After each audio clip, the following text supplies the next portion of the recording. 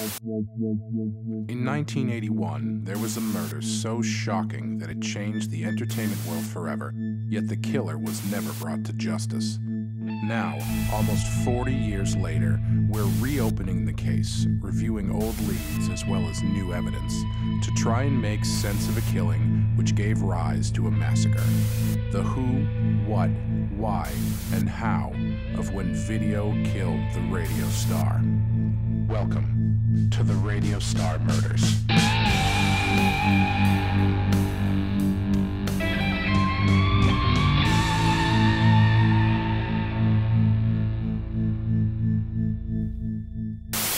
Hey everybody, welcome to the new show. This is called the Radio Star Murders. If you're unfamiliar, this is well, I guess you wouldn't be familiar with the first episode of the series, but we're going to be talking about music videos. This is a true crime podcast starring myself, Wes Teasdale, and Clay McCormick. Clay, how are you? Do you want to introduce the concept of the show, which I think is your brainchild?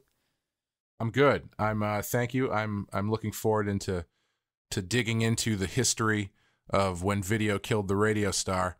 We were doing some other show and I had kind of said offhandedly that it would be fun to look at music videos from the past, because we've got 30, almost 40 years worth of them now to look at, and treat them kind of like short films and see how, when people had the right idea, when they had the wrong idea, how the art form has sort of changed over the years and what it's turned into. Of course, the era of the music video starts with the Buggles song "Video Killed the Radio Star." Right. So I thought, why not name it the Radio Star Murders and really cash in on the true crime wave that people are really into by a total bait and switch. So I'm really hoping we at least get a couple episodes downloaded by people who think this is some sort of serial-esque podcast. Yeah, we're just going to be talking about the true crime thing is really just kind of a cover for the thematic implications of it. We're really just going to be talking about music videos, talking about music. We'll be doing like 20-minute episodes on all these things. You guys can feedback about what kind of music videos you'd like us to watch and talk about. And that's pretty much it. It's going to be pretty much a analysis and breakdown of music videos as if they were film. And I guess it takes us, we've recorded a couple episodes to this point, but it took us a little bit to figure out the concept, which is does the video enhance the audio? Did the video kill the radio star by being a superior medium for it? Like, does the video really enhance what the song is about?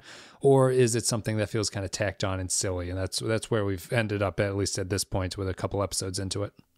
Which has turned into a really interesting way to look at them, because a lot of these songs do have a certain shelf life in and of themselves, but sometimes it's not until the video comes out that they really get rocketed into the atmosphere, and sometimes it's not until the video comes out that they really kind of tank. Yeah, like there are many bands that were made by video in the 80s, and there were a lot of bands that had existed before video that ended up kind of going away because they couldn't figure out how to navigate the video world.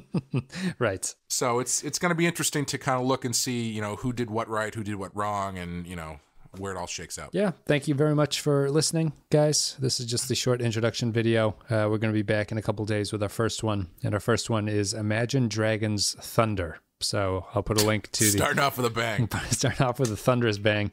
I'll put a link to that video in the description below. You can check it out in time for that. And then you can expect the episode to drop in a couple days. But that's about it. Thank you very much for listening. This is the Radio Star Murders, and we'll see you in a couple days.